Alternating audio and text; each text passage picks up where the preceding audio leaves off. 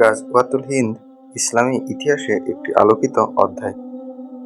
এর সূচনা হয়েছে খোলাফায়ে রাশিদিনের সোনালী যুগে। বর্তমানেও তা চলমান এবং ভবিষ্যতে আল্লাহ তাআলাই ভালো জানেন কতদিন চলবে। দিনের মৌলিক বিষয়ে যদি চিন্তা করা হয় তাহলে তার বাস্তবতা হলো এই: একদিক থেকে এই গাজওয়াতুল হিন্দ নববী গাজওয়া ও সারিয়া সমূহের অন্তর্ভুক্ত। আমাদের দৃষ্টিতে নববী গাজওয়া সমূহ সংগঠিত হওয়ার দিক থেকে প্রধানত দুই প্রকার।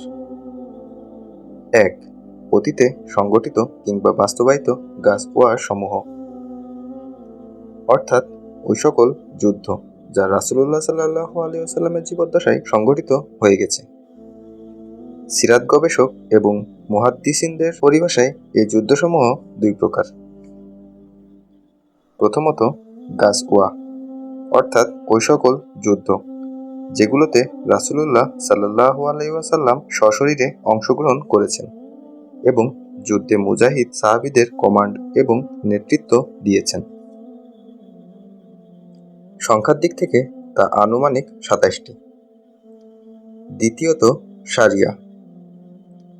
মুহাদ্দিসিন এবং সিরাত গবেষকদের পরিভাষায় ওই সকল জিহাদি কার্যক্রম যেগুলোতে রাসূলুল্লাহ সাল্লাল্লাহু আলাইহি ওয়াসাল্লাম সশরীরে অংশগ্রহণ করেননি, তবে কোনো সাহাবীকে নেতৃত্বের জন্য নির্দিষ্ট করে দিয়েছেন, তাকে সারিয়া বলা হয়। হাদিস ও সিরাতের কিতাবে এই নববী গাজওয়া ও সারিয়ার বিস্তারিত বিবরণ উল্লেখ রয়েছে। যুগ বা কালের দিক থেকে এই উভয় প্রকারই অতীতে সংঘটিত গাজওয়ার অন্তর্ভুক্ত। ২. ভবিষ্যদ্বাণীকৃত গাজওয়া সমূহ। এর একটি উপমা নবীজি সাল্লাল্লাহু আলাইহি ওয়াসাল্লামের ওই ভবিষ্যদ্বাণী, যা তুর্কিদের সাথে যুদ্ধ সম্পর্কে হযরত আবু হুরায়রা রাদিয়াল্লাহু আনহু থেকে বর্ণিত। আবু হুরায়রা রাদিয়াল্লাহু আনহু বর্ণনা করেন, রাসূলুল্লাহ সাল্লাল্লাহু আলাইহি ওয়াসাল্লাম ইরশাদ করেন, কিয়ামতের পূর্বে তোমরা ছোট চোখ, লাল বর্ণের সমতল নাক বিশিষ্ট তুর্কিদের সাথে যুদ্ধ করবে। তাদের চেহারা সম্ভবত চিনে ফেলেছ। ওই সময় পর্যন্ত কিয়ামত সংঘটিত হবে না যতক্ষণ তোমরা এমন জাতির সাথে যুদ্ধ না করবে যাদের জুতা হবে পশমের। ভবিষ্যদ্বাণীকৃত গাজওয়ার আরও একটি উপমা হলো ইস্তাম্বুল সম্পর্কে নববী ভবিষ্যদ্বাণী, যা হযরত আবু হুরায়রা রাদিয়াল্লাহু আনহু থেকে বর্ণিত। আবু হুরায়রা রাদিয়াল্লাহু আনহু বর্ণনা করেন, রাসূলুল্লাহ সাল্লাল্লাহু আলাইহি ওয়াসাল্লাম ইরশাদ করেন, কিয়ামতের পূর্বে এই ঘটনা অবশ্যই সংঘটিত হবে যে রোমকরা আমাক কিংবা দাবাকের সন্নিকটে অবতরণ করবে।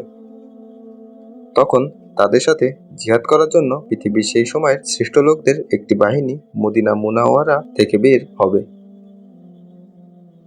যুদ্ধের জন্য কাতারবন্দী হওয়ার পরে রোমকরা বলবে, আমাদের মোকাবেলার জন্য ওই লোকদের একটু সামনে যেতে দাও যারা আমাদের মধ্য থেকে তোমাদের হাতে বন্দী হয়েছে এবং মুসলমান হয়ে তোমাদের সঙ্গে মিশে গেছে।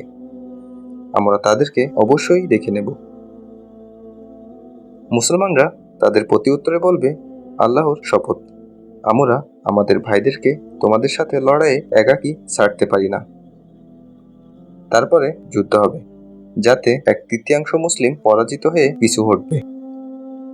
আল্লাহ তাআলা এমন লোকদের তওবা কখনোই কবুল করবেন না, আর 1/3 লড়াই করে শাহাদাতের মর্যাদা লাভ করবে। এই সকল লোক আল্লাহ তাআলার নিকট সর্বোত্তম শহীদের মর্যাদা লাভ করবে।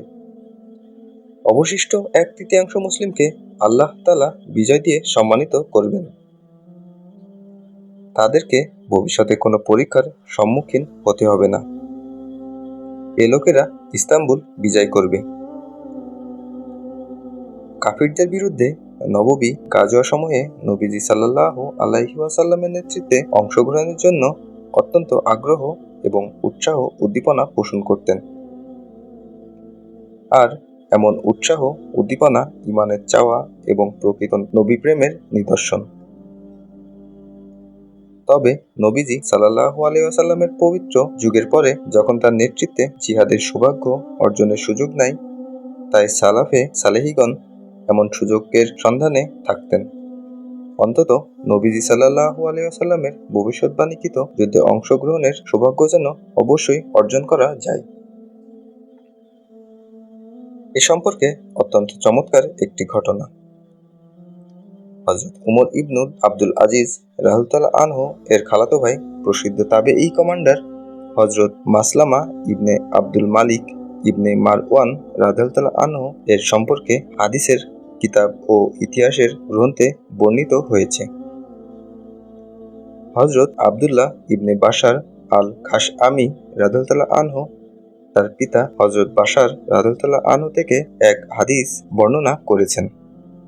তিনি নবীজি সাল্লাল্লাহু আলাইহি ওয়াসাল্লামকে বলতে শুনেছেন, ইস্তাম্বুল শহর অবশ্যই বিজয় হবে। এই গুরুত্বপূর্ণ বিজয় বাহিনীর আমির হবে উত্তম আমির এবং এই বাহিনীর মুজাহিদগণ হবে উত্তম বাহিনী। এই হাদিস যখন হযরত মাসলামা ইবনে আব্দুল মালিক অবগত হলেন, তখন তিনি বর্ণনাকারী হযরত আব্দুল্লাহ ইবনে বাশার রাদিয়াল্লাহু আনহুকে ডেকে পাঠালেন। হযরত আব্দুল্লাহ বলেন, আমি যখন তার সাথে সাক্ষাৎ করলাম, তখন তিনি আমার কাছ থেকে এই হাদিস শোনার পরে ইস্তাম্বুল আক্রমণের সিদ্ধান্ত নিলেন।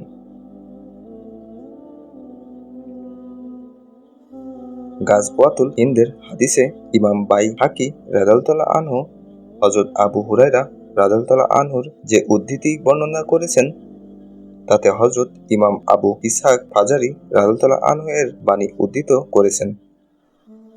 যখন তিনি এই হাদিস শুনেছেন, তখন ইবনে দাউদের নিকট এই আকাঙ্ক্ষা প্রকাশ করেছেন, হায়, আমার যদি রোমকদের সাথে যুদ্ধ জিহাদে অতিবাহিত গোটা জীবনের বিনিময়ে হলেও হিন্দুস্তানের বিরুদ্ধে নববী ভবিষ্যদ্বাণী অনুযায়ী গুরুত্বপূর্ণ জিহাদে অংশগ্রহণের সুযোগ থাকত।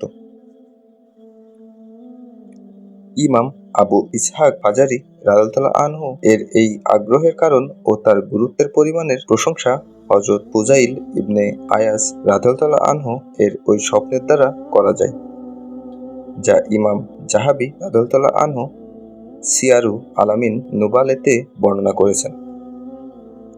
তিনি স্বপ্নে দেখেন, নবীজি সাল্লাল্লাহু আলাইহি ওয়াসাল্লামের মজলিস চলছে এবং নবীজি সাল্লাল্লাহু আলাইহি ওয়াসাল্লামের পাশে বসা একটি স্থান খালি। আমি তখন এমন সুযোগকে দুর্লভ ও গনিমত মনে করে সেখানে বসার চেষ্টা করলাম। তখন নবীজি সাল্লাল্লাহু আলাইহি ওয়াসাল্লাম এই বলে নিষেধ করলেন, এই বসার স্থানটি খালি নয়, বরং আবু ইসহাক ফাজারির জন্য নির্ধারিত।